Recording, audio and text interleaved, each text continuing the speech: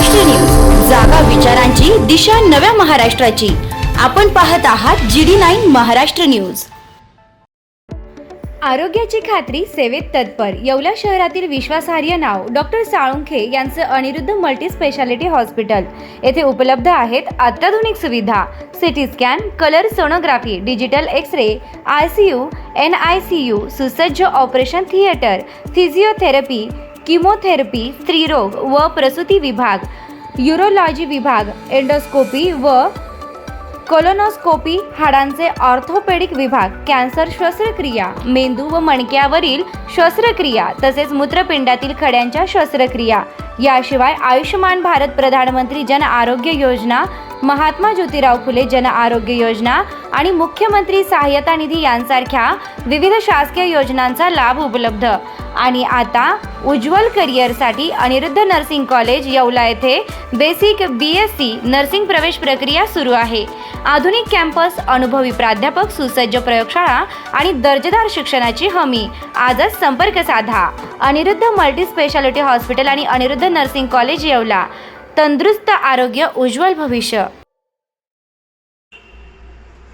सिन्नर शहरात बेकायदेशीर वास्तव्य करणारे 2 बांगलादेशी नागरिक ताब्यात। नाशिक ग्रामीण पोलिसांच्या विशेष मोहिमेअंतर्गत सिन्नर शहरात बेकायदेशीररित्या वास्तव्यास असलेल्या 2 बांगलादेशी नागरिकांना सिन्नर पोलिसांनी ताब्यात घेतले आहे।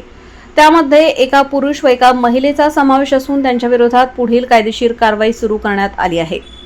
याबाबत समजलेली माहिती अशी की पोलीस अधीक्षक नाशिक ग्रामीण यांच्या आदेशानुसार हॉटेल, लॉज तसेच इतर ठिकाणी राहणाऱ्या संशयित व्यक्ती व अवैधरित्या भारतात वास्तव्यास असलेल्या बांगलादेशी नागरिकांचा शोध घेण्याची मोहीम राबवण्यात येत आहे।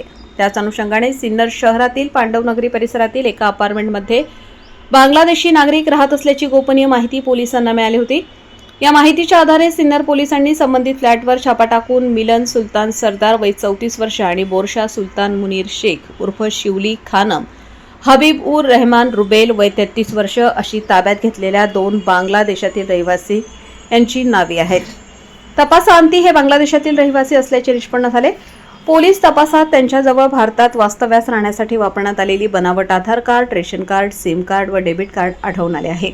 ही कारवाई पोलीस अधीक्षक डॉक्टर DS स्वामी, अपर पोलीस अधीक्षक विमला S मॅडम, उपविभागीय पोलीस अधिकारी KK पाटील यांच्या मार्गदर्शनाखाली पोलीस निरीक्षक श्रीराम पवार यांच्या नेतृत्वाखाली सहाय्यक पोलीस निरीक्षक प्रेमकुमार दांडेकर व गुन्हे शोध पथकातील पोलीस अंमलदार नितीन डावकर, विनोद टिळे, कृष्णा कोकाटे, प्रशांत साहणे, आप्पासाहेब काकड, विलास बिडगर, महिला अंमलदार रुपाली डोंबरे या कर्मचाऱ्यांनी केली आहे।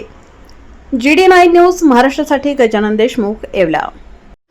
आपल्या लाडक्या मुलामुलींच्या लग्नाची चिंता कशाला?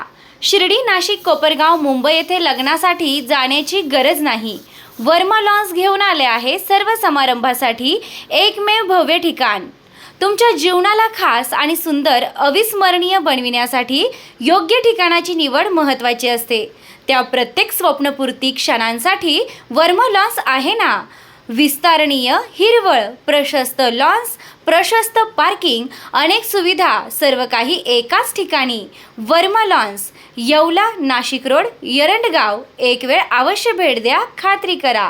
रेस्टॉरंट वर्मा पॅलेस, येवला कोपरगाव रोडच्या आकर्षण restaurant Verma palace, luxury room, multi cuisine restaurant, भव्य banquet hall, AC room, terrace garden व स्वादिष्ट जेवण।